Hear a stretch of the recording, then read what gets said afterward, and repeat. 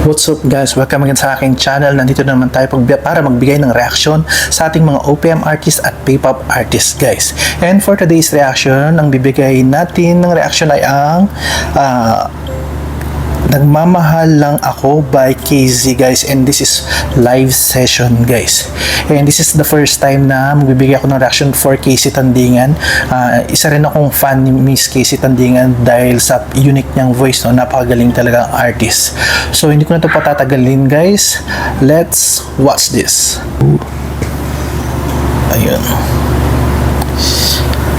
Ayun. Okay, naghahanda pa lang sila, no?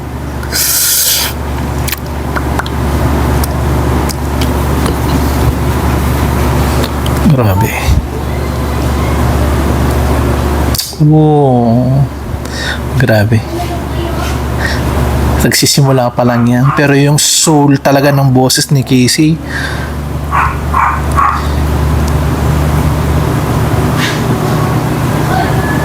parang nananakit lagi yung boss ni Casey, no? Ramdam na ramdam mo yung kanta.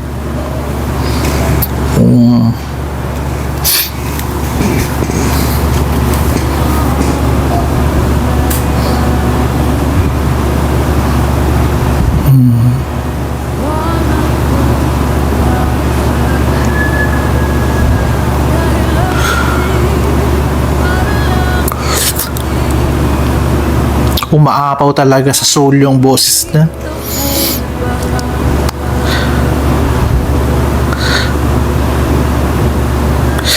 Isa lang talaga yung merong ganitong boses, no? Grabe.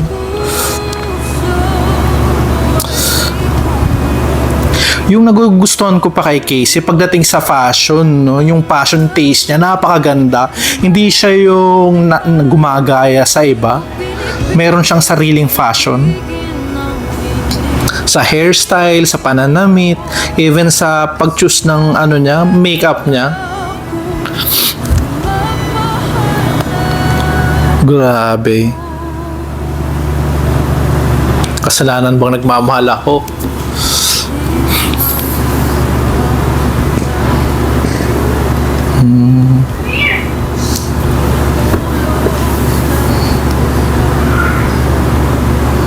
Tama.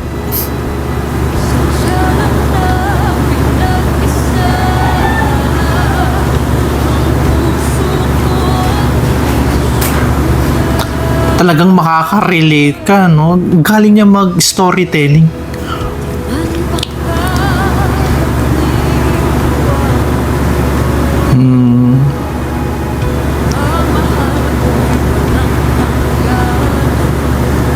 Oh.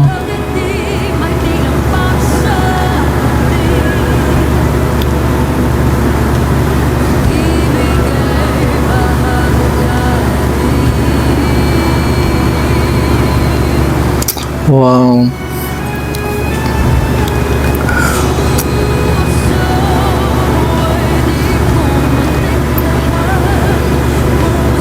Ito yung pag meron kang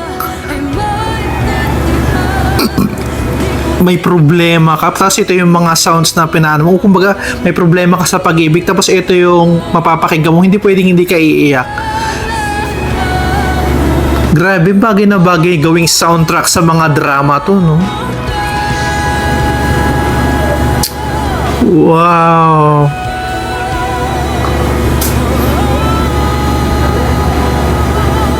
Mapanakit na OST kung sakasakali ito. Wow.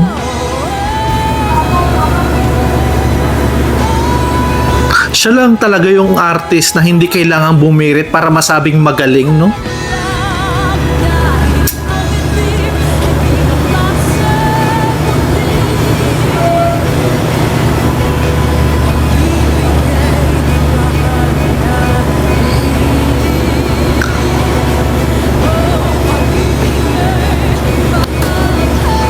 Kasi minsan sa pagkanta talaga yung skill mo kung paano mo ano yung kanta, ipapaabot yung story ng kanta or yung meaning, dito siya magaling yung mag-interpret, no? Grabe.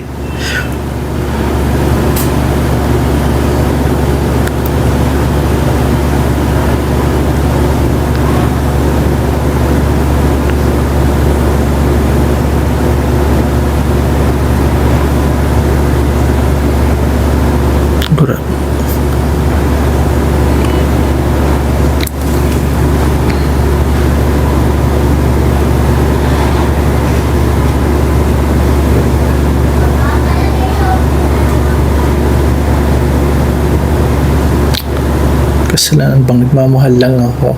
Wow. Grabe. Wow, siya pa pala nag-produce nito, no? And that's it guys, katatapos lang nating mapanood itong KZ live session na nagmamahal lang ako guys. So ano pa bang masasabi ko? Halos nasabi ko na kanina, grabe yung soul, grabe kung paano niya interpret yung kanta, yung hindi niya kailangan bumirit. Sabi ko hindi niya kailangan bumirit para sabihing magaling siyang singer. Isa sa mga pinaka-unique ang voice sa Pilipinas, no, sa mga female singer artist natin. And hindi siya naluluma, parang laging bago yung boses niya, no. And bagay na bagay talaga sa kanya yung title na Soul Supreme, no. Siya lang talaga guys. Dahil dyan guys, dyan ko natatapos nitong reaction video na to. Kung nagustuhan nyo itong reaction video na to, please do like, share, and subscribe sa akin channel guys. And consider nyo na rin na mag-subscribe and ring the bell button para updated kayo sa lahat ng aking gagawing reaction video guys. And kung meron naman kayong mga suggestion, pwede nyo rin yan i-comment down below. And that's it for today guys. See you again sa aking next reaction video. Bye!